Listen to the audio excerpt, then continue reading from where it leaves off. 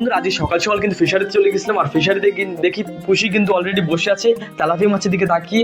আর আমিও লক্ষ্য রেখেছি ও তেলাপিয়া মাছ কী করে নেয় দেখি। আজকের পুষি কিন্তু বসে আছে, খুব তাকিয়ে বসে আছে ওই তেলাপিয়ার দিকে। তো বন্ধুরা, আর এদিকে আমার দাদা কিন্তু আটল ছাড়াই করছে। আটল ছিঁড়ে গেছে, যদি আটল ছেঁড়া থাকে তাহলে কিন্তু বাগদারাতে সব পালাবে। তা দাদা আটলটাকে ভালোভাবে সারাই করছে।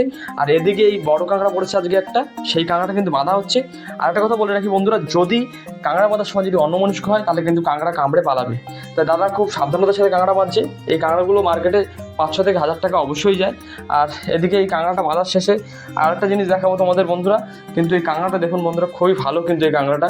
আর আজকে কিন্তু বন্ধুরা অল্প কিছু তেলাপিয়া মাছ পড়েছে, যার দিকে কিন্তু নজর আমাদের খুশি। আর এই যে যেটা দেখাবো বলছিলাম, আটলে কিন্তু সাপ পড়েছে। সাপ পড়েছে ভালো কথা, কিন্তু সাপ কিন্তু মরে গেছে। তাই আটল কেটে সাপটাকে বের করতে হলো। তো দেখুন বন্ধুরা, সাপটাকে বার করা হয়ে গেছে আমাদের। সাপটা কিন্তু একদম মরে গেছে। সাপটাকে যদি এইভাবে রেখে দিতাম তো সাপ পৌঁছে যেত।